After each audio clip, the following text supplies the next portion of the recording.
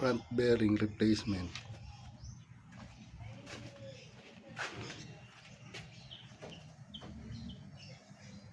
So ayan, naiangat na po natin for confirmation. Ayan, maingay na. So papalitan natin yung bearing. Ayan. So baklasin na natin.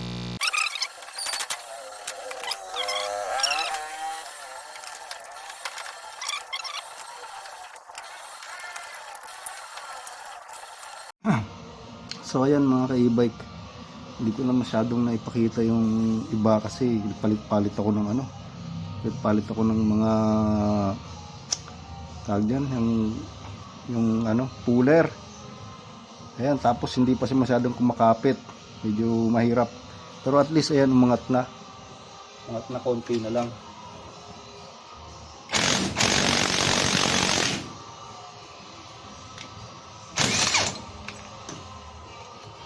So ayan,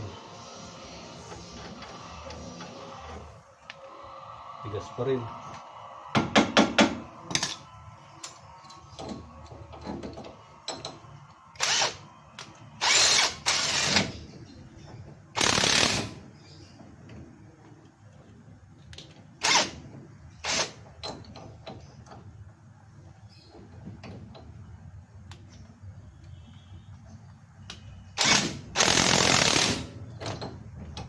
Kasi yung cooler, konti lang yung pwedeng, hindi siya pwede adjust ng ganyang kaliit kasi yung thread niya kaya kailangan suportahan mo talaga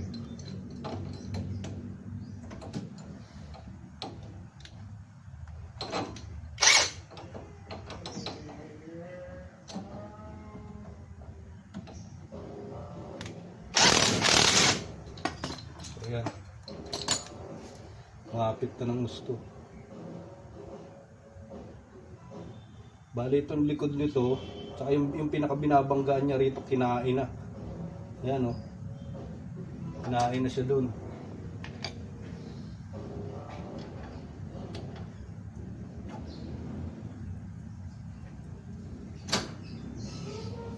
So ito, mukhang parehas naman sila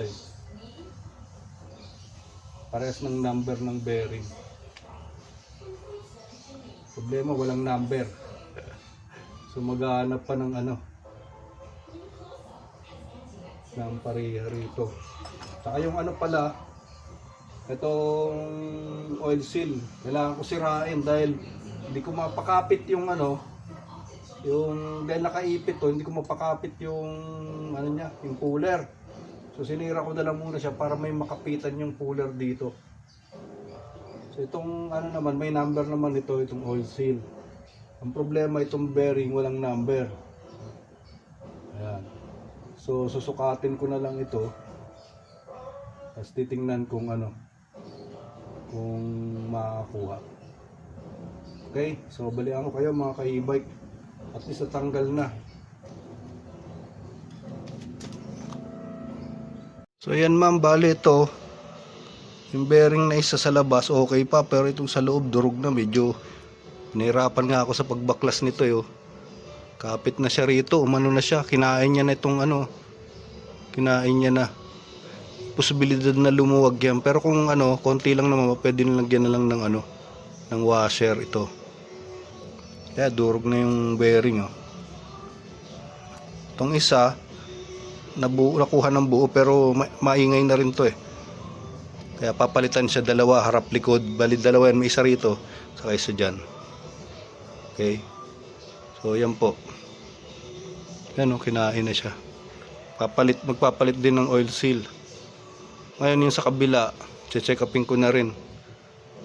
Babaklasin na lang din ulit yun, para makita na rin. So ayan mga ka-e-bike, tanggal na natin yung pinaka cover ng ng original na, ayan yung pinaka original na cover ng ng tapered na bearing. Ang problema, itong tapered na bearing na to, medyo mahirap maghanap. Saka according dun sa mga batikan nating technician na talagang maraming ginagawa lagi na mga ganitong 4 wheels, sirain daw ito. medyo mahirap maghanap eh. Wala pa itong number eh. Oh. So ang narekomenda nila 6203. Tested na nila 6203. So papalitan ko na lang din to ng 6203 dito. Ayan. Sa pasok naman, bibili pa ako ng isa. So kabilaan na lang yan. 6203 ang ilalagay natin. Ayan. Para mas matibay. Pero baka palitan ko to. Baka yung Japan na 6203 ang ilagay ko. Magkano muna ako. Kasi ito binili ko lang to sa sa motorcycle shop. Ito yung pinakamura nila, 50 pesos lang ito eh. Baka mamaya hindi naman ito magtagal. So doon na tayo sa mga original na Japan. Ibili na ako bukas dalawa sa auto supply. Yan. So ito na lang ilalagay natin. Kasi mas reliable pa ito eh. Kaysa rito. Maraming sabi sa akin ng mga tech na sirain nga raw itong tapered na to. So ganoon na lang. So pupunin mo lang dadagdagan mo na lang yung grasa ng stock. Kasi yung stock nito minsan konti lang yung grasa sa loob. Ginagawa ko, dinadagdagan ko na lang yung pinupuno ko para yung grasa, itutulak niya rin, hindi basta-basta rin papasok ng tubig sa loob pagka maraming grasa. Ito, saktong-sakto to. Ito, hindi na nga kailangan i-press. Yung sa harap, konting press, ipipress lang. Pero pala ikaw, kaya na to, ipukpok na nga lang eh. Kasi halos, sapak na bagsak na agad eh. Konti na lang yung itutulak. So yun, hindi ko lang ito ipipilit kasi ito eh. Ito nga, imumurahin lang to. So palitan ko na lang ng yung original, siguro baka Koyo or NSK. Okay, so balikan ko na lang kayo mga ka-e-bike. So ayan mga ka-e-bike, ito na. Bali, ito bumili na tayo ng 6203. Yan. May tayo 6203 na na original na Koyo. Yan. 6203. Bali, base kasi dun sa experience ng mga batikan nating mga tropang technician. Sila yung palaging nakakagawa ng mga 4 wheels, 3 wheels kasi nga may mga shop sila. Mabilis masira yung mga ganito kahit original na na ang nilagay nila, kahit original na Japan na yung Koyo or NSK na brand. Yung tig 350 ang isa. Madali rin masira gawa ng itong roller nga na to, roller type. Mas ang prepare nila yung yung ganun standard na bearing, hindi katulad itong tapered. So nagdesisyon ako, yun na lang ilalagay ko rin. So yan ang ilalagay natin, 4. Binuksan ko na rin dito yung sa kabila. Ito yung tinanggal ko, na siya, maganit na rin. Maingay, hindi pa siya ganun kaingay, hindi pa ganun kalakas, pero mararamdaman mo maganit na yung ikot niya. So 4 na yung pinalitan ko para sigurado. Tapos yun na nga, itong ko yung original na ang Ngayon ang ginagawa ko lang dito, i-regress ko ito, nilagyan ko na ng grasa. Kasi ang nito, ang stock, kung mapapansin nyo, papakita ko sa inyo.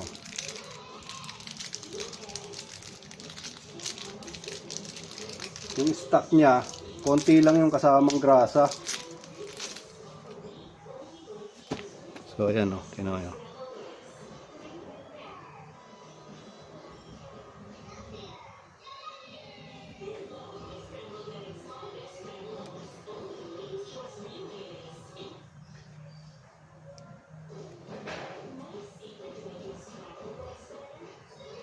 Ayan konti lang yung kasama niyang grasa. So ang ginagawa natin, nilalagyan pa natin yan.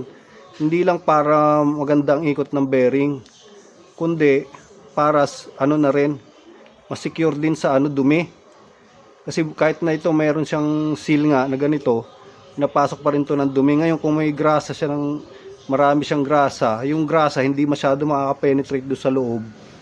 Kasi yun yung yung dumi, yung grasa makakaharang dun sa mga alikabok, mga pinong alikabok, hindi makapasok dun sa loob. Kasi yung mga pinong alikabok, buhangin, kung nakapasok na ron, yun yung nagkukos ng friction sa bearing para masira eh. So ang ginagawa ko, yan, bumili ako rito. High temp grease ito kulay blue. So nilalagyan ko lang siya ulit, nadagdagan ko lang.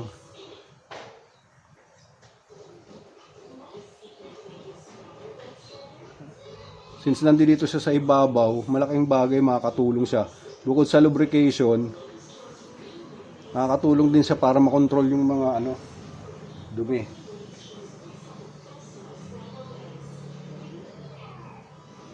Ayan. So, balik lang natin. Magpupush na yung grasa paloob. Habang lalagay ko siya, pinupush ko rin yan. Pero siyempre, paglagay ng cover, mapupus na rin siya ron sa loob mismo.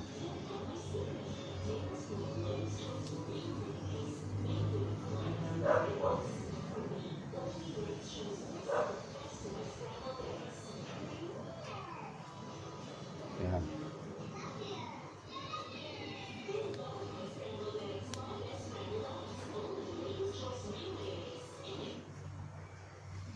So yan, lalagyan ko lang lahat. Ka-e-bike, tapos sasalpak na natin to. Okay?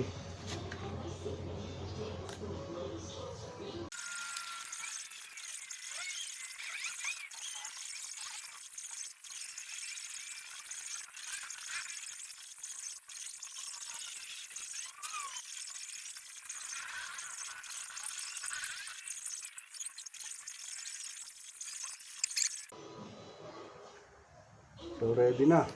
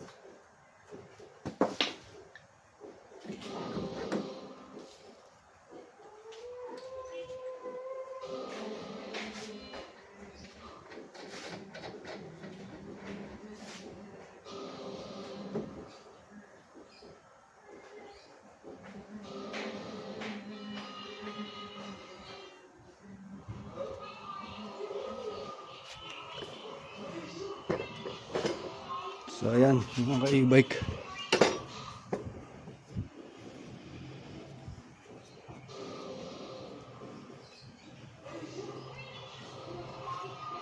Kabit natin isa naman.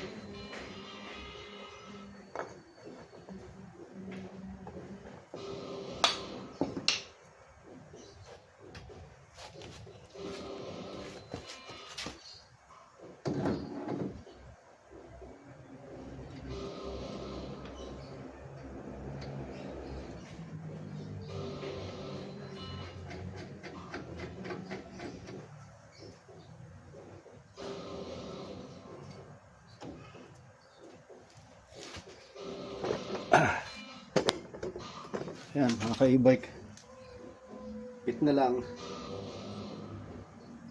tapos kabit na yung gulong. Okay, so kita nyo naman, smooth na siya, wala na kahit konting ingay. Okay, so yan lang, kabit ko muna, higpitan ko muna siya, tapos kakabit ko. Bali ang simple lang naman yan siya.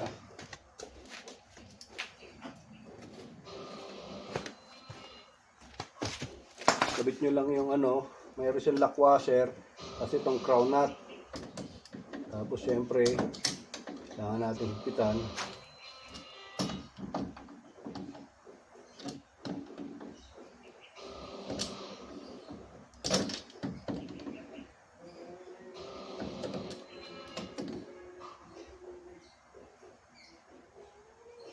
So yung pinaka-crown niya, tapat nyo lang doon sa may butas. So wala rin kalog. Para yung sa butas niya mailagay natin itong pinaka-pin.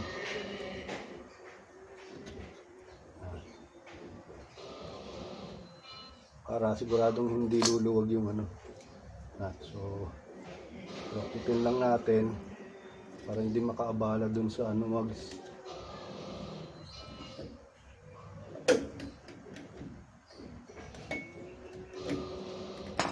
Kasi yung mags dito, pwede yung bumangga. Okay.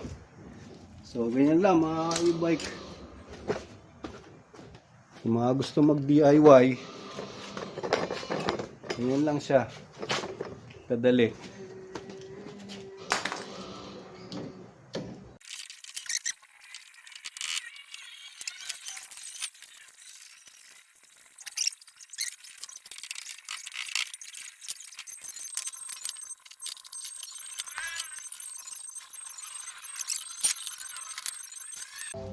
Okay. So that's it, pansit mga ka-e-bike. Okay na to. Bali mamaya uwi na to. So yan lang mga ka-e-bike. Sana meron kayong napulot naman kahit papaano. Kasi medyo matagal akong hindi nakapag-vlog. Yung iba, yung ginawa ko nakakalimutan kong i-video. Buti ito naalala ko. So yan. Like na lang ulit and share. Subscribe. Maraming salamat sa Diyos. Maraming salamat sa inyo. God bless mga ka-e-bike.